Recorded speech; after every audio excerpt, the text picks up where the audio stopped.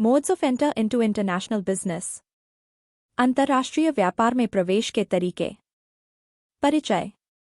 अंतर्राष्ट्रीय व्यापार में प्रवेश करने के लिए विभिन्न तरीकों से संपर्क किया जा सकता है, जिनमें से प्रत्येक के अपने फायदे, नुकसान और उपयुक्तता हैं, जो व्यवसाय की प्रकृति, बाजार की स्थितियों और रणनीतिक उद्देश्यों पर निर्भर करते हैं। अंतर्राष्ट्रीय व्यापार में प्रवेश के कुछ सामान्य तरीके यहाँ दिए गए हैं। 1. निर्यात। प्रत्यक्ष निर्यात। बिचौलियों के बिना विदेशी बाजारों में ग्राहकों को सीधे उत्पाद बेचना। इसमें विदेशी बिक्री कार्यालय स्थापित करना, वितरकों का उपयोग करना या ई-कॉमर्स प्लेटफॉर्म स्थापित करना शामिल हो सकता है। अप्रत्यक्ष निर्यात। विदेशी बाजारों में उत्पाद बेचने के लिए निर्यात एजेंटों, व्यापारिक कंपनियों या निर्यात प्रबंधन कंपनियों जैसे बिचौलियों का उपयोग करना। 2. लाइसेंसिंग और फ्रेंचाइजिंग। लाइसेंसिंग।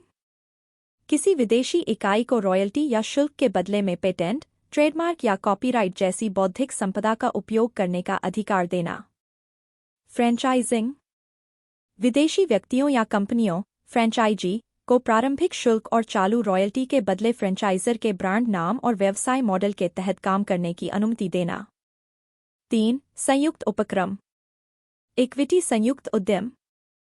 एक विदेशी भागीदार के साथ एक नई कानूनी इकाई की स्थापना करना, जहां दोनों पक्ष व्यवसाय को संयुक्त रूप से संचालित और प्रबंधित करने के लिए पूंजी, विशेषज्ञता और संसाधनों का योगदान करते हैं। गैर इक्विटी संयुक्त उद्यम। एक अलग कानूनी इकाई स्थापित किए बिना अनुसंधान और विकास, विनिर्माण या विपणन जैसी विशिष्ट परियोजनाओं पर सहयोग करने के लिए एक विदेशी इकाई के साथ साझेदारी या रणनीतिक गठबंधन बनाना। 4. प्रत्यक्ष विदेशी निवेश, एफडीआई। ग्रीनफील्ड निवेश। किसी विदेशी देश में पूर्ण स्वामित्व वाली सहायक कंपनी या नई उत्पादन सुविधा स्थापित करना, अक्सर शुरुआत से। विलय और अधिग्रहण, M&A। किसी मौजूदा विदेशी कंपनी की संपत्ति, बाजार में उपस्थिति, प्रौद्योगिकी या वितरण नेटवर्क तक पहुंच प्राप्त करने के लिए उसका अधिग्रहण या उसके साथ विलय करना। 5. अनुबंध विनिर्माण और आउटसोर्सिंग। अनुबंध विनिर्माण। उत्पादन या विनिर्माण गतिविधियों को विदेशों में स्थित तीसरे पक्ष के ठेकेदारों या आपूर्तिकर्ताओं को आउटसोर्स करना। आउटसोर्सिंग। लागत कम करने या विशेष विशेषज्ञता तक पहुंचने के लिए व्यावसायिक प्रक्रियाओं, सेवाओं या कार्यों को बाहरी सेवा प्रदाताओं या अपतटीय स्थानों पर अनुबंधित करना। 6. अंतर्राष्ट्रीय रणनीतिक गठबंधन। संयुक्त परियोजनाओं, अनुसंधान पहलों या बाजार विकास प्रयासों पर सहयोग करने के लिए विदेशी कंपनियों, उद्योग संघों या अनुसंधान संस्थानों के साथ साझेदारी, गठबंधन या संघ बनाना। 7. सहायक कंपनियां और शाखा कार्यालय।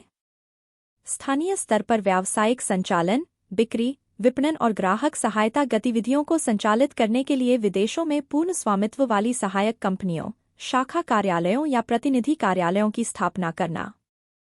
8. रणनीतिक लाइसेंसिंग और प्रौद्योगिकी हस्तांतरण।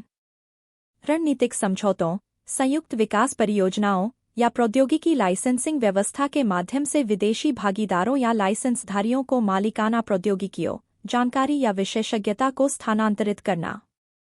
9. तैयारशुदा परियोजनाएं। विदेशी बाजारों में टर्नकी परियोजनाएं या अनुबंध करना, जहां एक कंपनी किसी ग्राहक के लिए संपूर्ण परियोजना या सुविधा के डिजाइन, निर्माण और कमीशनिंग के लिए जिम्मेदार होती है। 10. प्रबंधन अनुबंध।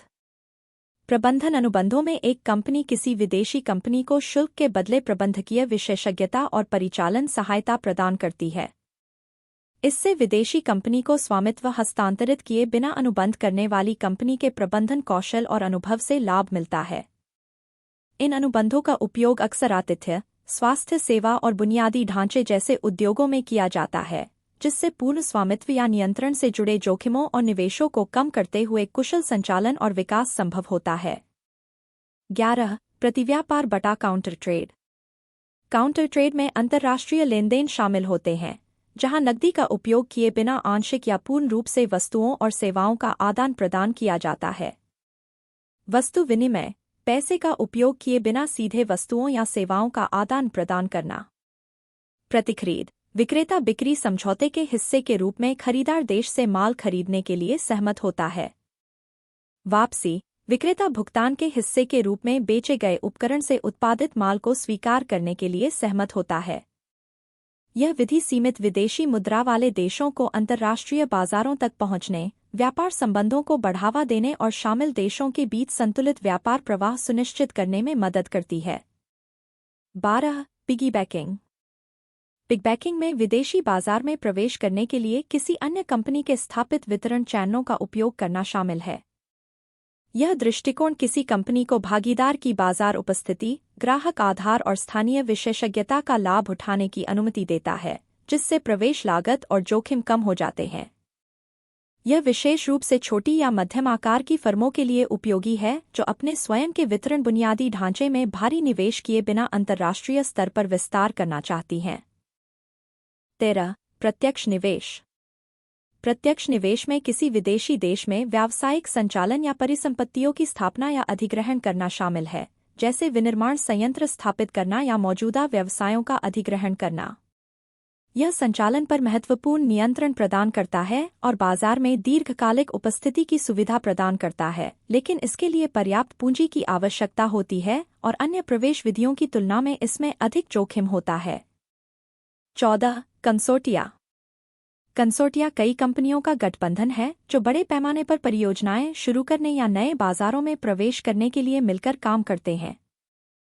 यह सहयोग संसाधनों, विशेषज्ञता और साझा जोखिमों को जोड़ता है, जिससे सदस्य कंपनियों को उन उपक्रमों से निपटने में मदद मिलती है जिन्हें वे स्वतंत्र रूप से प्रबंधित नहीं कर सकती हैं। निर्माण, इंजीनियरिंग और एरोस्पेस जैसे उद्योगों में आम कंसोर्टिया अंतर्राष्ट्रीय परियोजनाओं तक पहुंच की सुविधा प्रदान करता है, प्रतिस्पर्धी लाभ को बढ़ाता है और सामूहिक प्रयास के माध्यम से नवाचार को बढ़ावा देता है। 15. अंतर्राष्ट्रीय एजेंट और वितरक।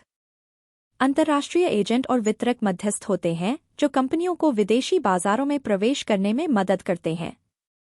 एजेंट कंपनी का प्रतिनिधित्व करते हैं और सामान का स्वामित्व लिए बिना अक्सर कमीशन के आधार पर बिक्री की सुविधा प्रदान करते हैं। वितरक उत्पाद खरीदते हैं और उन्हें फिर से बेचते हैं, मार्केटिंग, बिक्री और वितरण को संभालते हैं।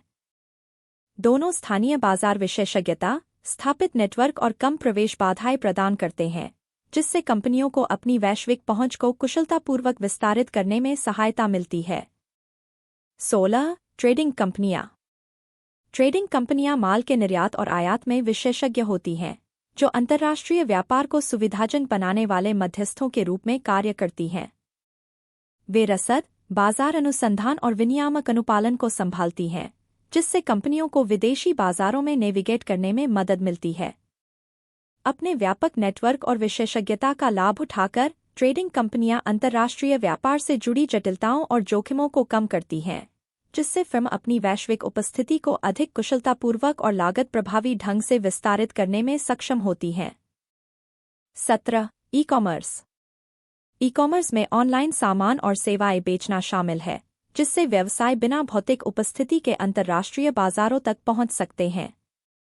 यह एक लागत प्रभावी और स्केलेबल प्रवेश मोड प्रदान करता है, जो डिजिटल प्लेटफॉर्म के माध्यम से वैश्विक ग्राहकों तक पहुंच प्रदान करता है। ई-कॉमर्स भौगोलिक बाधाओं को समाप्त करता है, परिचालन लागत को कम करता है और सीधे ग्राहक संपर्क की अनुमति देता है, जिससे यह उन व्यवसायों के लिए एक आकर्षक विकल्प बन जाता है जो अपने अंतर्राष्ट्रीय पदचिह्न को तेजी से और कुशलता से विस्तारित करना चाहते हैं। निष्कर्ष। प्रवेश के प्रत्येक तरीके के अपने फायदे और चुनौतियां हैं, और व्यवसायों को अंतर्राष्ट्रीय व्यापार में प्रवेश के लिए सबसे उपयुक्त दृष्टिकोण का चयन करते समय बाजार की क्षमता, नियामक वातावरण, सांस्कृतिक विचार, संसाधन उपलब्धता और जोखिम सहनशीलता जैसे कारकों का सावधानीपूर्वक मूल्यांकन करने की आवश्यकता होती है। इसके अतिरिक्त, जोखिमों को कम करने और बाजार में प्रवेश रणनीतियों को अनुकूलित करने के लिए प्रवेश मोड या चरणबद्ध दृष्टिकोण का संयोजन अपनाया जा सकता है। Thank you. फ्रॉम जीवन मसराम।